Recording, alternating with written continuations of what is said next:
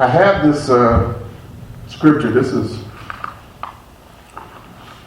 an experience, and I have to admit, when I look with my natural eyes to the experience that my hero David is going through, I feel very sympathetic to him. Because it seems like he's on some kind of wheel. He's just spinning around and around, constantly going through the same kinds of challenges, the same kinds of temptations. And at the end of this passage, you'll see he gets frustrated.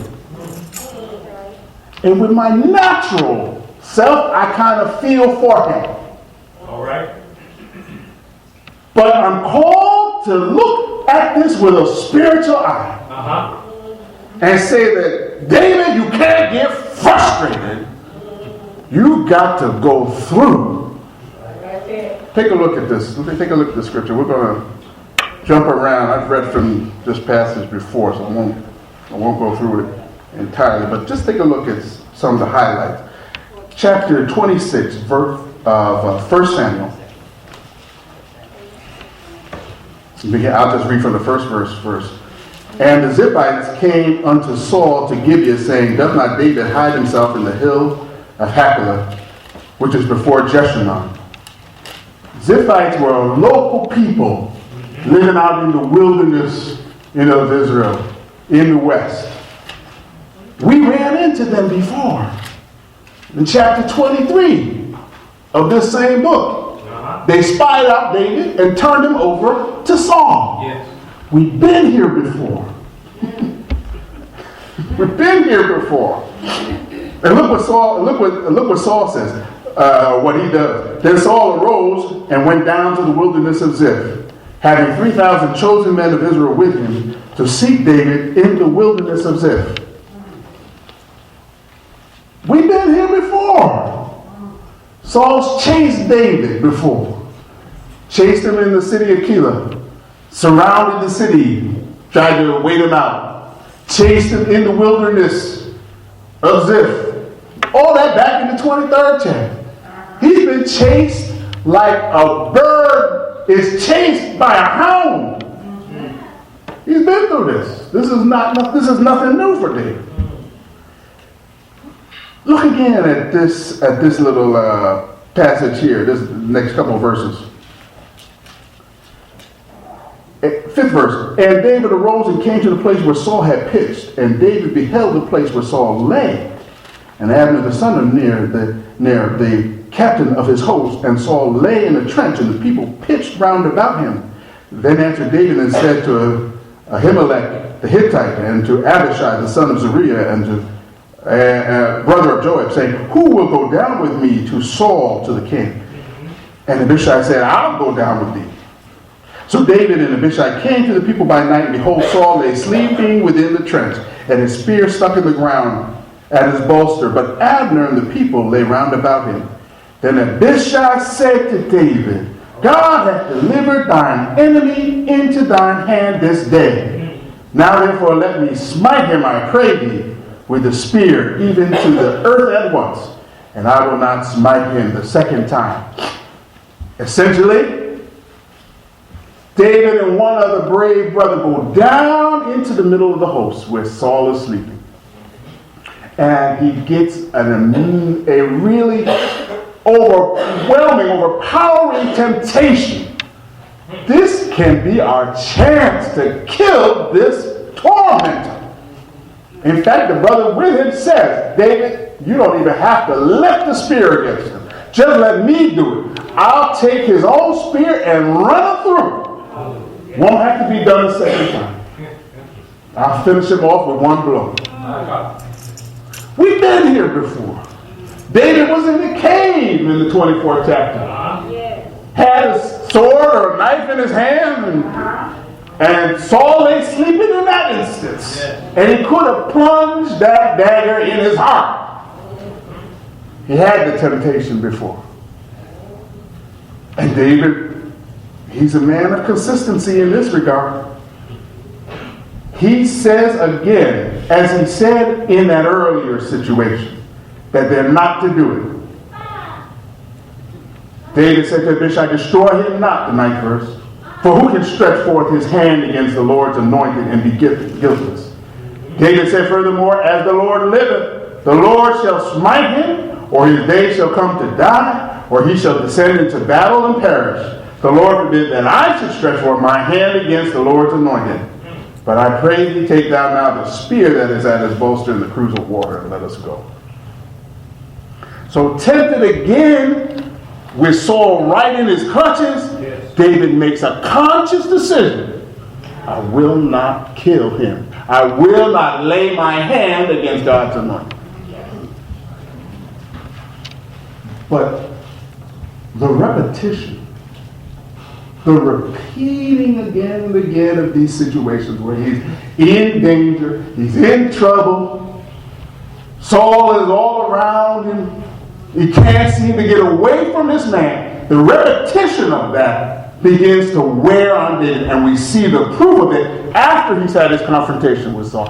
After he's actually spoken to Saul, and Saul has pretended like he's going to forgive him. Please forgive me, David. I don't know what I'm doing, and God bless you for not killing me. He goes through all of that, saying practically the same language that we saw 2 chapters before. We see it again in the 26th chapter. But at the end of it all, there's a new reaction. Something new occurs to David. And you see it in chapter 27, verse 1. Let me just read that last verse. And David said in his heart, I shall now perish one day by the hand of Saul. There is nothing better for me than that I should speedily escape into the land of the Philistines, and Saul shall despair of me to seek me any more in any coast of Israel. So shall I escape out of his hand. I'm going to do something new. Yes. I'm not going to go through this merry-go-round with Saul. I'm tired of this. Man has worn me out, and he's convinced me he's going to kill me one day. I've had close escape after close escape, and I can't put up with it anymore. Worn out. It's better for me I just go to the land of the Philistines. Better than me I just run off with the heathen. I've got no heritage here in Israel anymore. And he lets his enemy drive him from the promised land. Yes, one of the realities we have to accept is that God is working things out in us. All right. And we're not supposed to put our own time limits on God. All right. Amen. All right. Act like he's not in the plan. Act like he's not in control. You know, David said, he come to his conclusion, I'm going to perish one day. Saul is going to kill me. You know, there was a repetition of another kind that he forgot about. Because there was a man when he was a child who came and anointed his head with oil. Yes, yes. He was anointed to be king one day. And it just wasn't Samuel who said it. He made friends with the king's son, Jonathan. And Jonathan repeated at least 3 places I can find in Scripture, one day you shall be king. There was repetition about that. All right. Saul said it in the 24th chapter. Now I know. One day you will be king. Abigail said it in the 25th chapter. David, don't do anything that'll mark your life, because one day you're going to be king. That's right. He's got purpose. So how in 27th chapter he done forgot and said one day I'm going to die at Saul's hand. He's had the repetition of the prophecy. Yes, that's right. He needed to hold on to that. He didn't want to go through anymore. Tired of the suffering. I had to go through with this situation. Now listen to this. Whether he understood it or not, Saul was not just an enemy. Yeah, I know Saul was an enemy. Saul, in his own self, hates David and wants to destroy him. Fears David because David's going to replace him. He resents the fact that he's lost the Spirit of God, and David has the obvious outworkings of the Spirit on his life. Saul is an enemy. But God uses enemies of the people of God to shape and craft them. God's people, he uses tools sometimes. And in the working that he works in us, it's not always comfortable, but it's to a purpose. That's right.